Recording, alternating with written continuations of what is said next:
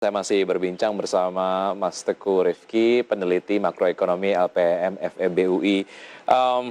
Menarik mengenai apa yang kemudian tadi kita perbincangkan pada saat jeda. Satu kondisi yang cukup interesting, Mas Rifki, mengenai kondisi ideal lah untuk sektor kesehatan. Sebaiknya ini kemudian masuk kepada sektor yang serapan anggarannya harus cepat. Selain ada kesehatan, ada juga perlindungan sosial. Tapi yang terjadi adalah sektor kesehatan justru serapannya lamban jika dibandingkan dengan sektor-sektor yang lain.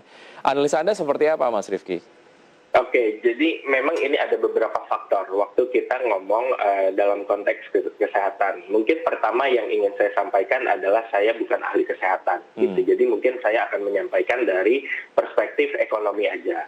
Salah satu hal yang bisa terjadi atau yang mungkin akan menjadi bottleneck dari aspek kesehatan ini adalah koordinasi pusat dan daerah. Jadi memang anggaran untuk pos kesehatan ini banyak juga dimanage oleh daerah yang memang kadang kapasitas penyerapannya beda-beda gitu. Jadi memang ini bisa jadi salah satu aspek yang membuat ini penyerapannya cukup lambat. Di sisi lain saya rasa memang satu anggaran yang dianggarkan cukup besar, sekitar 175 triliun. Nah ini memang kita juga perlu hati-hati dalam menyerap anggaran kesehatan karena memang kesehatan ini kalau kasusnya nggak parah-parah banget sebetulnya kita tidak perlu gitu menyerap yang tinggi selama misalnya pasien COVID ini bisa ditangani, lalu kemudian kapasitas rumah sakit ini masih memadai, ini saya rasa belum terlalu urgent.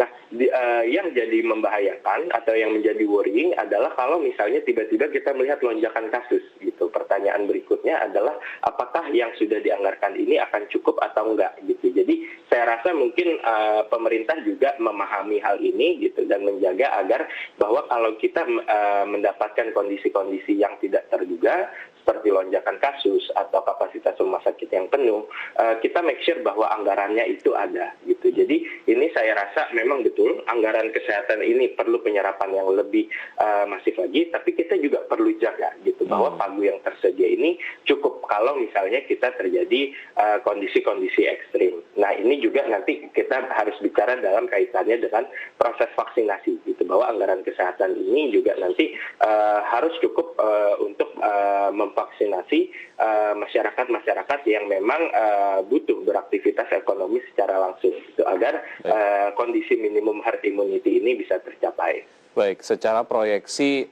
dari penanggulangan pemerintah terkait dengan pandemi COVID-19 ini, mungkin yang pemerintah lihat adalah ini akan berlangsung cukup lama, makanya perlu dilakukan serapan anggaran yang bertahap begitu, tidak kemudian serta-merta, walaupun ini masuk sektor prioritas, tapi ya nggak harus cepat banget juga gitu untuk merealisasikan anggarannya. Baik. Kalau kita lihat urgensi dari serapan yang harus segera dilakukan untuk sektor UMKM, Mas Rifki, mengingat mereka juga adalah satu sektor yang kontribusinya terhadap pertumbuhan ekonomi Indonesia cukup signifikan gitu. Kita nggak bisa pandang sebelah mata juga.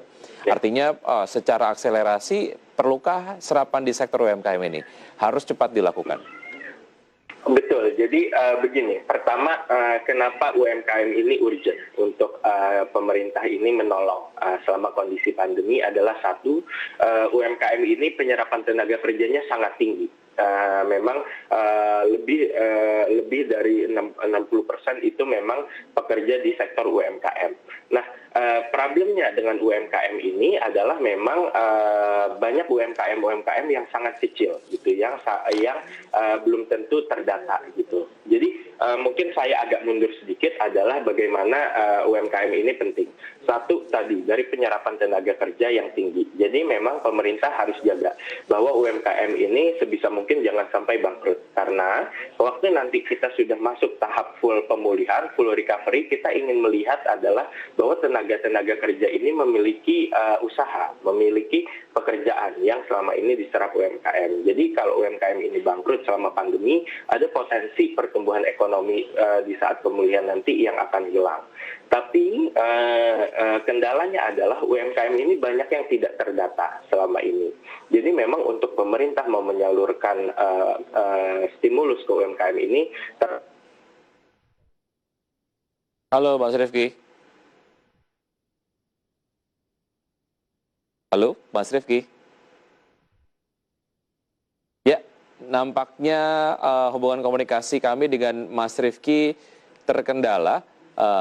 Namun kemudian yang dapat disimpulkan dari apa yang kita sudah tadi sampaikan di sesi dialog bahwa memang perlu dilakukan strategi-strategi spending dari alokasi PEN untuk memastikan bahwa serapan anggarannya betul-betul maksimal dan juga efektif. Baik.